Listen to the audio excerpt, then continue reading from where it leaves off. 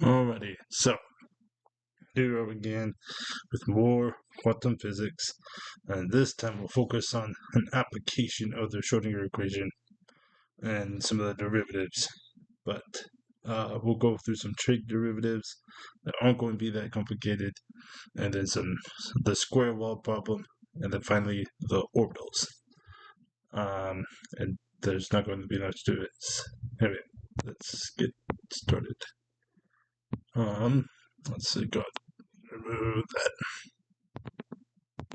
So, trig derivatives. I'm just going to give you two identities which will be helpful. Boop. Let's see, that's the right size.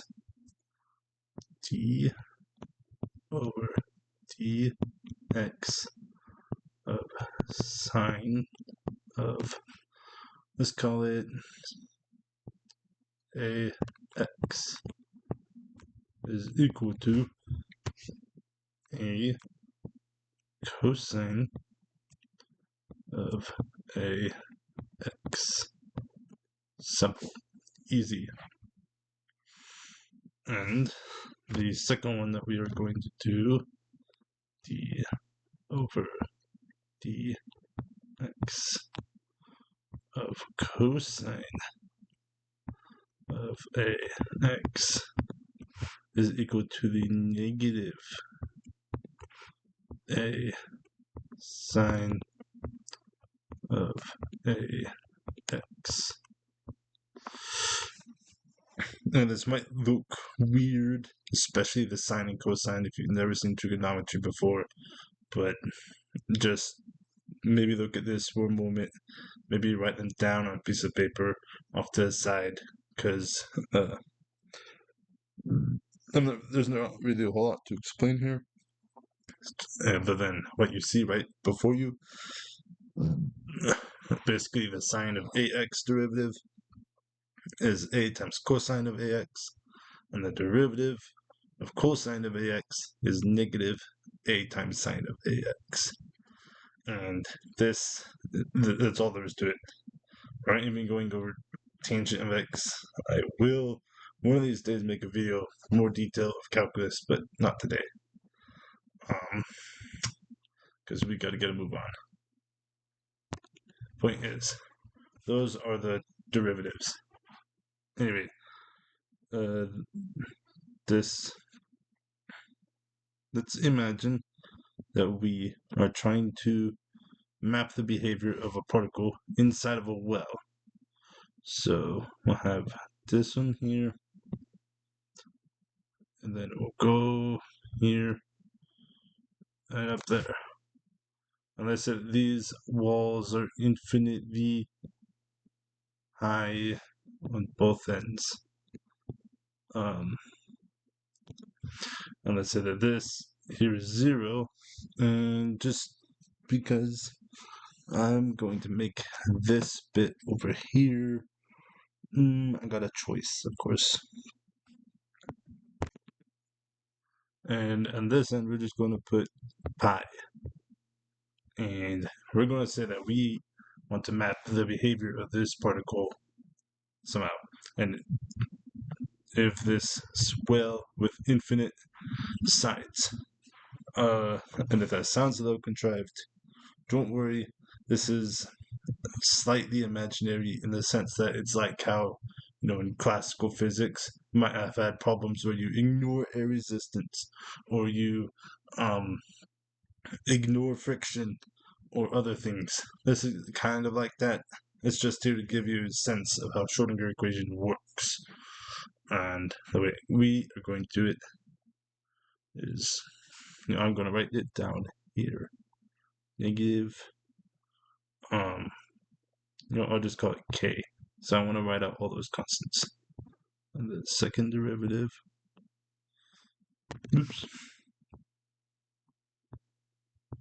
of psi with respect to x plus v times psi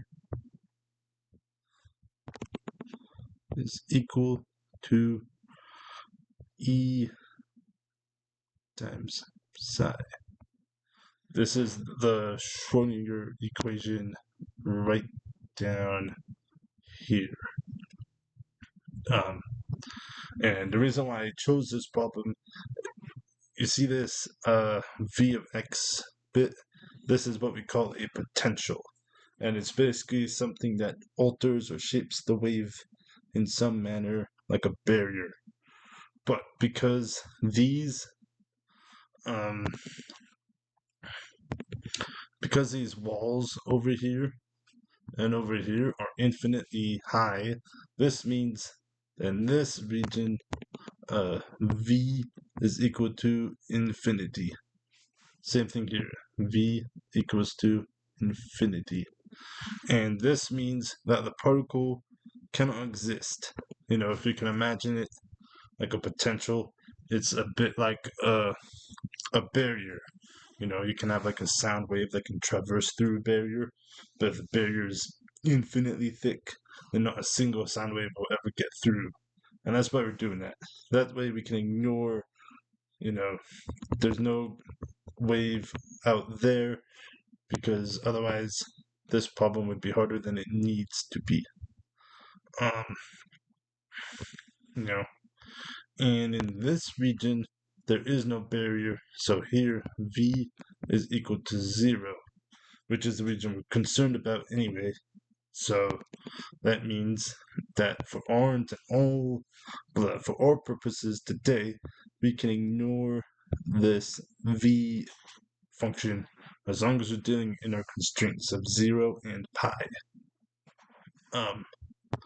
So I am going to do us all a favor and just erase this. Boop. Now we don't have to worry about that. No.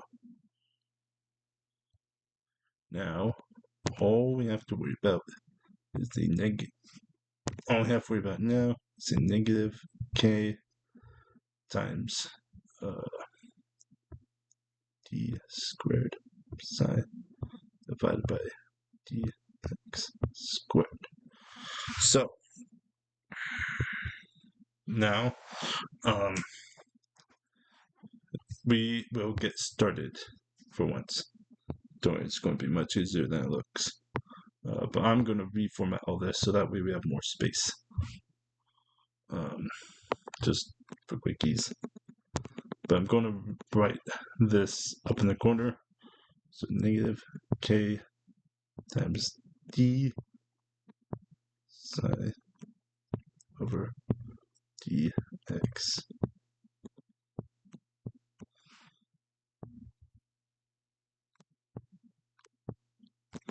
Anyway, so this maybe you'll need a bit of a refresher, but this term is related to how high it moves, like the wave, how quickly it goes up and down. And this term on the right is related to our energies. You know, for free particle, we have infinite type choices of energy, but because this is a bound particle, this means that we only have certain energy types. But I might be spoiling something because we have to first work out this problem. So I am kind of going to cheat. Here we are just going to say that psi is equal to sine of n times x. And, you know, there are some reasons for it. For one, it will preserve our wavy pattern. If you've ever seen a wave function before, I mean, like a sine wave or a cosine wave. But the other reason is the limits. Because the way we have this set up is that we want, like, when x goes to 0, it has to be equal to when x goes to pi. Basically, like if, say, this is our box, we want our particle to start and end at the same point. So it looks a little bit like this, you know. It's a bit wouldn't do if it started there and ended there. So if it looked like this, you know, that's not good for us.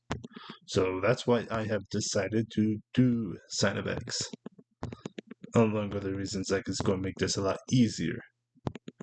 You know, point is, so we have decided to do sine of x. Now we have to work in order to do this problem. We have to work out this, you know, derivative bit here.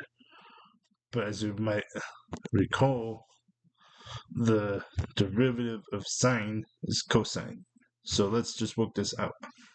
If we take, we're going to color code our steps. So if we take d psi over dx, we shall be left with n times cosine of nx. But we have to make the derivative again. So, you know, we can imagine this going like downwards like this. We need to take the derivative of this bit here.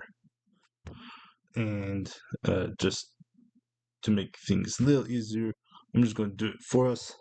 Another day I'll talk about how to do derivatives, but anyway, point is that the second derivative of psi with respect to x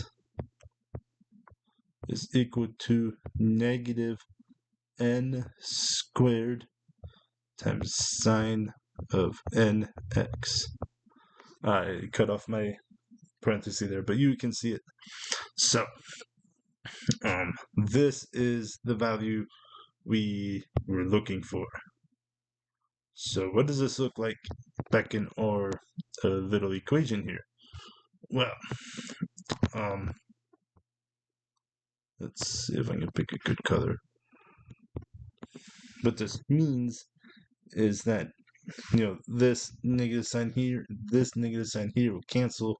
So we're just left with kn squared times sine of nx is equal to e. Remember that we got this bit here times sine of nx. Now, if you've ever taken at least a smidge, of algebra, and let me erase some of this so it's not in our way. Boop, boop, boop. Now, if you might have taken any algebra, you realize we can just cancel these out. And so this means that energy of our system is equal to K, which is some constant. There's a lot of constants, but I'm not writing them here. Times n squared. Now, you might notice something kind of interesting, is that there's no sine of x in here. You know, the energy only depends on n. And, you know, if you remember from a very long time ago, you might remember discrete mechanics, which, you know, it has to do with discrete energies. And this is actually what we're looking at right here. Of course, this is like a simplified form, but essentially the n, which is an integer, will influence the energy. You know, and this plays directly into our discrete mechanics, if you might recall. Because, you know, we can set this n equals 1 and n equals 2, and maybe like another one of 3. And that means there's a singular energy associated with a singular n value. And to hopefully make things easier, let's return back to our grid, our map. We have uh,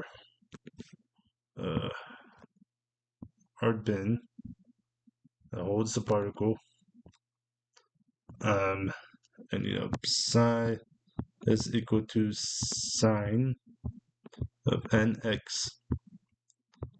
and like energy is related to k times n squared. And just to make things easier, we set these values to 0 and pi. What does this mean? Well, let's suppose that n is equal to 1. Well, our wave function will look a little bit like this, somewhat. And if you know anything about sine waves, this shouldn't be too confusing. But let's imagine that instead of 1, we set n equal to 2. Well, it will look a little bit like this, And if n is equal to 3, then it will look a little bit like this. And as you can see, as n becomes higher and higher values, our function becomes a little bit more wavy. And if you're asking, how does this relate to mechanics, like the orbitals? Let's replace this 0 and this pi with more familiar numbers, like 0 and let's say 90 degrees, and this as in 0 degrees. Now, as you can see, this defines the waviness of our wave function. And I was looking at this now and I realized we might need to change graphs. So I'm going to erase this bit here. Hopefully you don't forget all of this. But instead,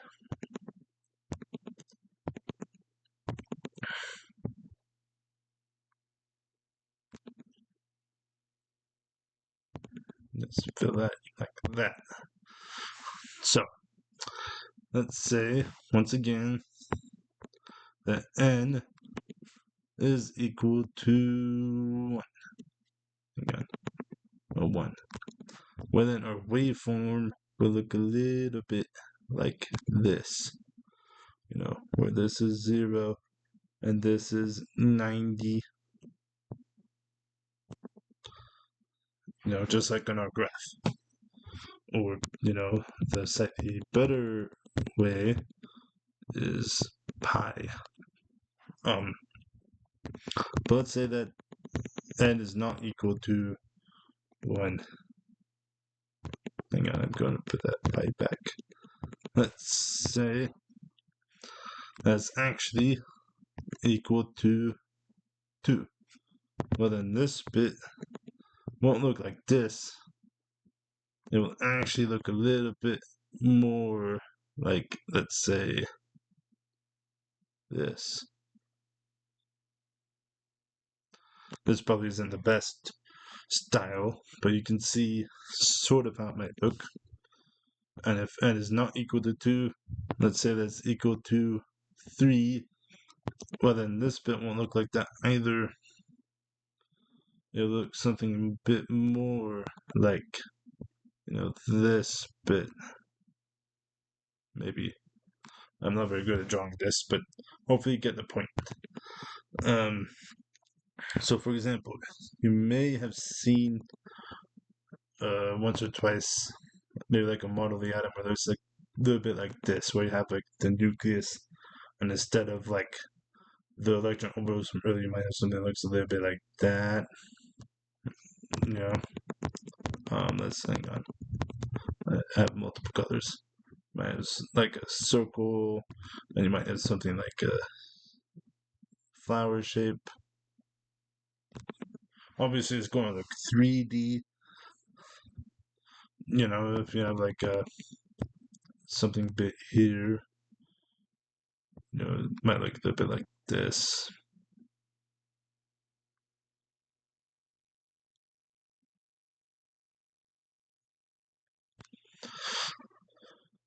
And then you might have another orbital that's a little bit like that.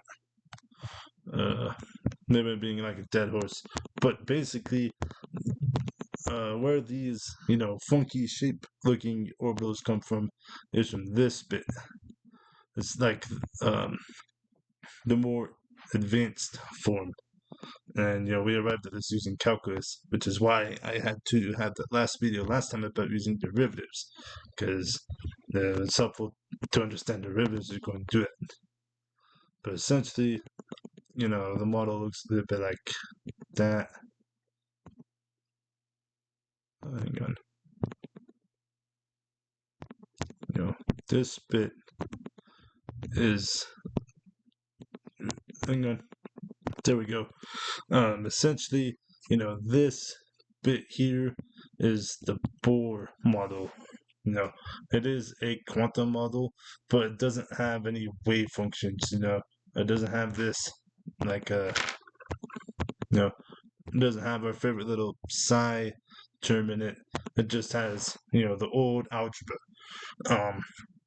But the Schrödinger model is, the next step above Bohr, and it uses things like this derivative and these wave functions, which makes it a bit more complicated. But it's, so to speak, the modern version. And as it uses derivatives. There are other instances where I could use it, but I don't want to be too overwhelming. Um, anyway, next time we'll learn about integral calculus. Now use it to find the probability density of the wave function. And see you next time.